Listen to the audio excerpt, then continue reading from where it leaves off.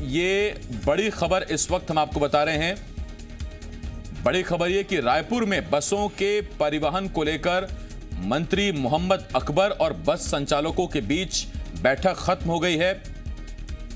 कुछ मांगों पर सहमति बनती दिख रही है। तो ये बड़ी खबर रायपुर से इस वक्त हम आपको बता रहे हैं। और बड़ी खबर ये कि बस ऑपरेटर्स और मंत्री मोहम्मद अकबर के बीच चल रही बैठक खत्म हो गई है। बसों के संचालन पर बातचीत हुई थी, क्योंकि अनलॉक के बाद भी बसें नहीं चल रही थी। उसके बाद 2020 से मार्च 2021 तक टैक्स में छूट देने की मांग बस ऑपरेटर्स कर रहे हैं। जो मंत्रिमंडल के स्तर पे हो जाता है, मंत्री के स्तर पे हो जाता है। कुछ मामले ऐसे होते हैं जो मंत्रिमंडल में जाना होता है, तो इसलिए तत्काल ये सारे विषय जो हैं वो अधिकारियों के साथ बैठक लेकर ही कुछ तय होगा, लेकिन पूरी मांगों पर सहानुभूतिपूर्वक विचार किया जाएगा। अच्छा, ये हाथी बैठक, अरे कहाँ हाथी, तुम हाथी दे दो ना भाई, आपके हाथ में। ये राष्ट्रीय आपदा घोषित करने की बात उत्तराखंड की तर्ज पर क्या है? देखो, राष्ट्रीय आपदा के रूप में उन्होंने माना है, लेकिन हमारे यहाँ की स्थिति अधिकारियों ने ये बयान दिया है, लेकिन उनसे चर्चा करके ही कुछ फाइनल बोला जाना ठीक है। आपदा के समय जब भी जनहानि वगैरह जो होती है तो राज्य सरकार की अपनी नीति है।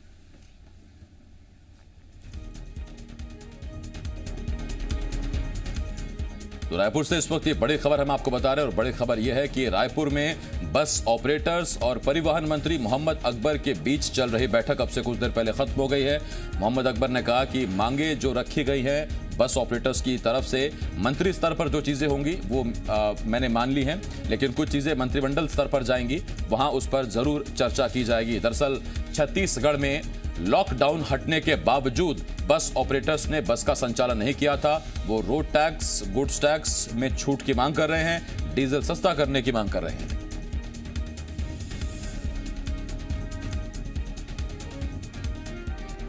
तो बसों के परिवहन को लेकर मंत्री मोहम्मद अकबर और बस संचालकों के बीच बैठक हुई। अब से कुछ देर पहले बैठक खत्म हो गई है।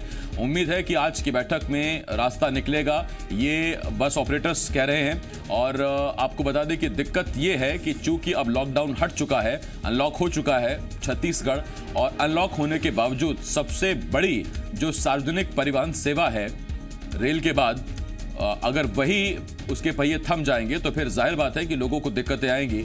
और यही वजह है कि बस ऑपरेटर्स ने आज मंत्री मोहम्मद अकबर से बातचीत की है,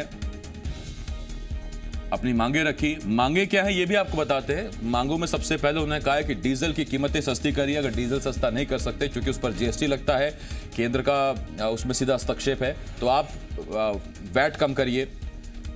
उसमें उनकी मांग ये भी है कि जितने सीमा तक, जब तक लॉकडाउन रहा है और जब बसें नहीं चली, तो ऐसे में उनका टैक्स माफ किया जाना चाहिए या कम से कम लिया जाना चाहिए, और आगे भी टैक्स में छूट दी जानी चाहिए, ताकि जितना नुकसान इन 5-6 महीनों में हुआ है उसकी कम से कम बस ऑपरेटर्स भरपाई कर सके।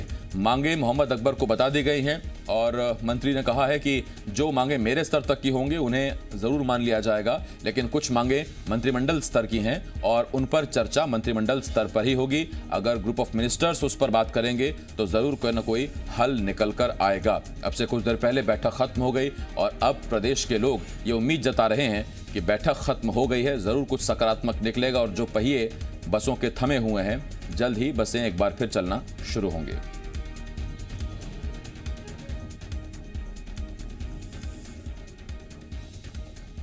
तो छत्तीसगढ़ में बसों के पहिए थमे हुए हैं, बस चल नहीं रही, लोग बेबस हैं और ऐसे में जल्द से जल्द बस चले, लोग ये मांग कर रहे हैं।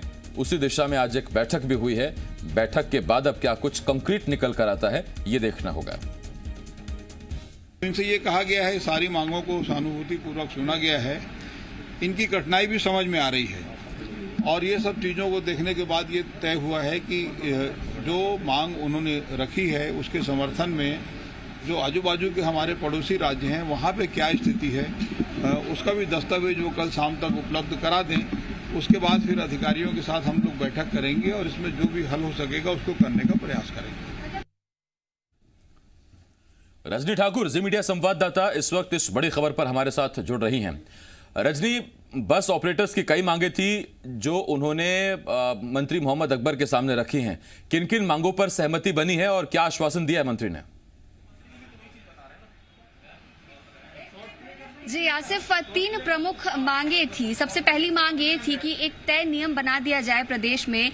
उस तय नियम के हिसाब से जब भी डीजल का दाम घटे या बढ़े तो किराया भी उस अनुपात में घटाया और बढ़ाया जा सके। इसके साथ ही 6 महीने का रोड टैक्स और माफ किया जाए, यानी कि सितंबर 2020 से लेकर सितंबर 2020 से लेकर मार्च 2021 तक का रोड टैक्स माफ करने की बात बस परिचालक संघ कह रहा था।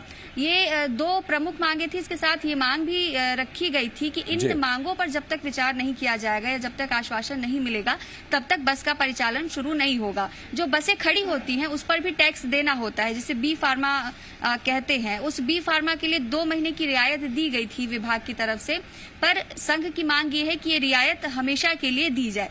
तो ये प्रमुख मांगे रही। आम कोई सहमति नहीं बन पाई है। बस कब से शुरू होगी इस पर भी कोई सहमति नहीं बन पाई है। जैसे कि परिवहन मंत्री मोहम्मद अकबर बता भी रहे थे कि सभी मांगों को सुना गया है और जिस नियम की बात बस परिचालक संघ कह रहा है उस नियम के लिए हमने संघ से कहा है कि जिन राज्यों में इस तरह का नियम लागू है वहां के दस्तावेज उपलब्ध कराए जाएं विभाग को और उस दस्तावेज के आधार पर आगे रणनीति तैयार की जाएगी। साथ में ये भी कहा है परिवहन मंत्री ने कि अधिकारियों के साथ बैठक होगी। जो मांगे रखी है बस परिचालक संघ ने उन मांगों पर बातचीत की जाएगी और उसके बाद ही कोई निर्णय लिया जाएगा। यानी कि वही स्थिति है जो अभी कुछ दिनों पहले बनी हुई थी। इसके पहले भी जब बैठक ली गई थी जिसके बाद बस परिचालक संघ ने वापस से छत्तीसगढ़ में बसों का परिचालन शुरू किया था, लेकिन 15 दिन के बाद वो परिचालन बंद कर दिया गया था। कारण यही था कि किराए को बढ़ाने की मांग थी और इसके साथ ही दूसरी मांगे भी थी। आज वाली बैठक बेनतीजा ही कही जाएगी क्योंकि कोई सहमति नहीं बन पाई है, ना ही ये तय हो पाया है कि बसों का परिचालन वापस से कब शुरू होगा। सिर्फ आश्वासन ही मिला है फिलहाल परिवहन मंत्री की तरफ से। आश्वासन तो रजनी मिला है, लेकिन बस ऑपरेटर्स का क्या कहना है? क्या वो बसें चलाएंगे या नहीं चलाएंगे? क्योंकि जनता सीधा यही जानना चाहती है कि जब वो कल काम पर निकलेगी तो बस मिलेगी या फिर व्यवस्था कुछ और करनी पड़ेगी अपने स्तर पर। बिल्कुल आसिफ, बस परिचालक संघ से हम बातचीत करेंगे। कुछ ही देर पहले हमने परिवहन मंत्री से बातचीत की है और अब संघ के पदाधिकारियों से बात करके जानेंगे कि क्या बात हुई है, क्या सहमति बनी है, किन मांगों को लेकर आश्वासन मिला है और कब तक उनको पूरा कर लिया जाएगा, क्या इसे लेकर कुछ कहा गया है। इन सभी विषयों पर हम बात करेंगे। और जब तक आपकी 8 सूत्री मांगे पूरी नहीं होगी आप बस नहीं चलाएंगे। हम नहीं चलाएंगे ऐसा नहीं, हम बस चलाना चाहते हैं, लेकिन बस चला के आज तो हम इतने दिन से घाटा सह रहे हैं। अब 1 तारीख से हमारी किस्तें चालू हो जाएगी। आज राजस्थान में एक बस मालिकों ने सिर्फ इस किस्त के चक्कर में सुसाइड कर लिया। वही स्थिति छत्तीसगढ़ में भी आने वाली है अगर ये मांगे नहीं चालू होगी। और जो बस मालिक 15-20 किस्तें गाड़ी का पटा चुके हैं, 2-2, 5-5, 7-7 किस्तें बची होगी, क्योंकि जब तक गाड़ियां चालू नहीं किस्त तो पटा नहीं पाएगा। फाइनेंस कंपनी गाड़ी खींच के ले जाएगा तो वो तो सोसाइटी करेगा ना। नहीं, अभी एक बात क्लियर नहीं, आप लोगों की अभी नहीं, जब तक हमारी मांगे पूरी नहीं होगी हम घर से पैसा देके बस चलाने की स्थिति में नहीं है। बैठक बेनतीजा ही कही जाएगी क्योंकि वही आश्वासन भी दिया गया। आश्वासन भी नहीं दिया गया आज तो। ठीक है, एक बात और आपसे जानना चाहेंगे कि किस तरह का रवैया रहा है परिवहन मंत्री का। आप लोगों परिवहन मंत्री जी का रवैया बहुत अच्छा था।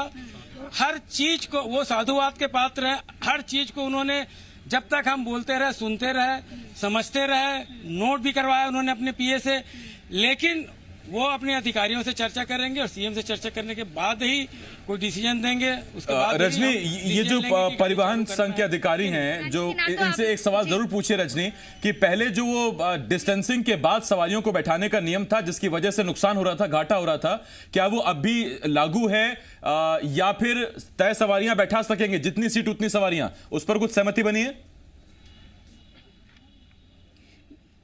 जी बिल्कुल आसिफ, पूरा जो मसला था वो इसी को लेकर था कि सोशल डिस्टेंसिंग का पालन करने की बात कही गई थी, लेकिन बसों में उतनी सवारियां ही नहीं थी कि सोशल डिस्टेंसिंग का पालन करवाने की नौबत आए। बहुत कम सवारियां थी जब आप लोगों ने बसें चलाई थी। सवारियों को लेकर कोई चर्चा हुई क्या? क्योंकि कोरोना अब भी है तो सोशल डिस्टेंसिंग का पालन किस तरीके से रहेगा बसों में, इस पर बातचीत हुई होगी। मैडम ये स्थिति है कि हमने जब पिछली बार बस चालू की थी, अगर हमारी 50 सीटर बस है तो हम 25 सीट ही ले जाना चाह रहे थे, लेकिन वो 25 सीट भी हमें नहीं मिली। 10 seat, 12 seat, 5 seat, 8 seat. Jagdalpur हमारी गाड़ी चलती थी, 24 स्लीपर लगे हैं उसमें। हम 24 आदमी लाते थे, लेकिन कहाँ हो तो 10, 8 से ऊपर कभी हमको सीट ही नहीं मिली, ऊपर सवारी नहीं मिली। तो डीजल तो छोड़िए, हमारा जो ड्राइवर कंडक्टर की तनख्वाह और गाड़ी की घिसाई नहीं निकलेगी तो हम कब तक घर से पैसा देंगे, डीजल डलवाएंगे, ड्राइवर को सैलरी देंगे, गाड़ी की घिसाई मरम्मत कराएंगे। एक बात और कही गई है कि जो नियम आप लोग चाह रहे हैं बने, उस नियम के दस्तावेज लेके आने को कहा गया है। दूसरे राज्यों में क्या नियम है वो दस्तावेज दिए जाए, तो आप लोगों ने नहीं कहा कि ये दस्तावेज जुटाना तो विभाग का काम है, आप लोग क्यों जुटाएंगे? नहीं, हम भी दे सकते हैं, तो हमने तो दिया। हमारा छत्तीसगढ़ का जो मोटरयान कराधान अधिनियम है उसमें लिखा हुआ है, तो उसको दूसरा दस्तावेज की जरूरत मांगना नहीं चाहिए, लेकिन फिर भी अगर मांगे तो हम देने को तैयार हैं। तो आप लोग कल दस्तावेज भी देंगे? हाँ, कल जो भी दस्तावेज, एक ही चीज का दस्तावेज चाहिए उनको कि जो गाड़ियां के फार्म एम फार्म का फीस 1000 रुपये हमारे छत्तीसगढ़ में है, वो अदर स्टेट में 10 रुपए और 20 रुपए है। सिर्फ वही कागज हमको देना है, बाकी तो कोई कागज का चाहे किराया बढ़ाना है या टैक्स माफ करना है, ये किसी अदर स्टेट से मतलब नहीं है उसको। ठीक, ये बस ऑपरेटर्स के पदाधिकारी हैं, लोग हैं जो जिनसे हमारी सहयोगी रजनी इस वक्त बात कर रही थी। रजनी, बहुत शुक्रिया आपका इस तमाम जानकारी के लिए। रजनी ठाकुर, जी मीडिया संवाददाता, इस वक्त रायपुर से हमारे साथ लाइव जुड़ी हुई थी और वो बस ऑपरेटर्स संघ के पदाधिकारियों से बात कर रही थी। अब से कुछ देर पहले बैठक खत्म हुई है, सकारात्मक बैठक रही है ऐसा कह सकते हैं, लेकिन जमीन पर फिलहाल बसें चलती नजर आपको नहीं आएंगी।